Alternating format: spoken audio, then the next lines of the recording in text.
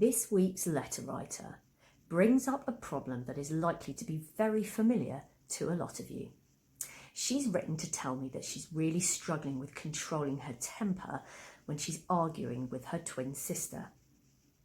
Now, fighting between brothers and sisters is normal. It happens in all sibling relationships and is not really in itself something to worry about. In fact, our sibling relationships are really important because they help us work out how to manage other relationships as we grow up. But when the fighting becomes really bad, it can be pretty unpleasant to be around and pretty challenging for those people involved. So, let's see if I can help.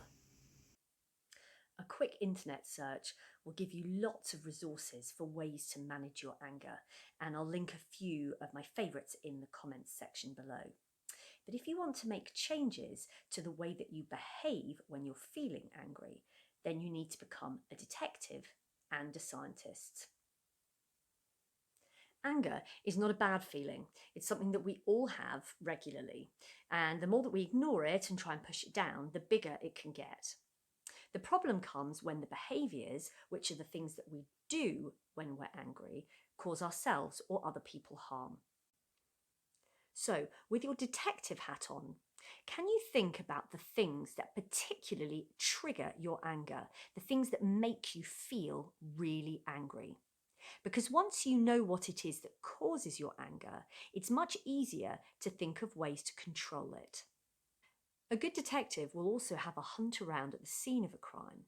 So do you notice whether there are any particular times or places where your anger is especially strong? And might it be possible next time you're in that situation to plan ahead?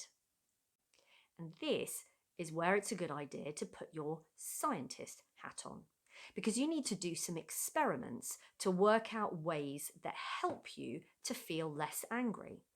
Now, the best time to do this is when you're feeling calm, not in the middle of an angry rage. So look back at the last time that you lost your temper and think, what would have made a difference?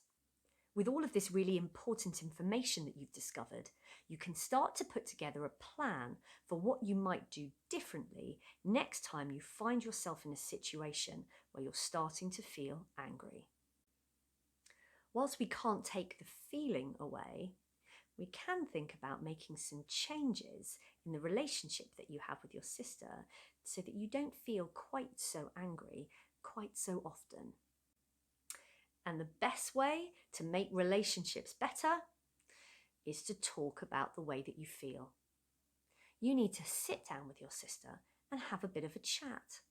You need to explain to her the things that make you feel bad and angry. And you need to ask her whether there are things that you do that also make her feel pretty rubbish. And then you need to make a plan together for how you can do things differently. And it's really important to recognise that even though you are a twin, you're also an individual. That means that you've got your own mind, you think your own thoughts, and you have your own feelings. People can sometimes put twins together and make them into the same person or talk about them as if they were one being, but you're not, you're individuals. So how can you and your sister make sure that you've got the space and the time to do the things that you love, which might be different from each other, and to express your feelings, which might be different from your sister's feelings, and make sure that you've got time to explore who you are? Finally, there are going to be people in your life who you just don't get on with. And it may be that your sister is one of those people. Now, these things can change over time, so it doesn't mean it's like this forever, but it is quite important to be kind to ourselves when we don't get on with our brother or our sister, because sometimes people can make us feel like that's a bad thing. The important thing, though, is that even if you're not best friends, you still have to be respectful of each other and kind to each other, particularly because you're probably living under one roof. So, be curious, plan ahead and be prepared, and always be kind and respectful. Thank you for writing to me.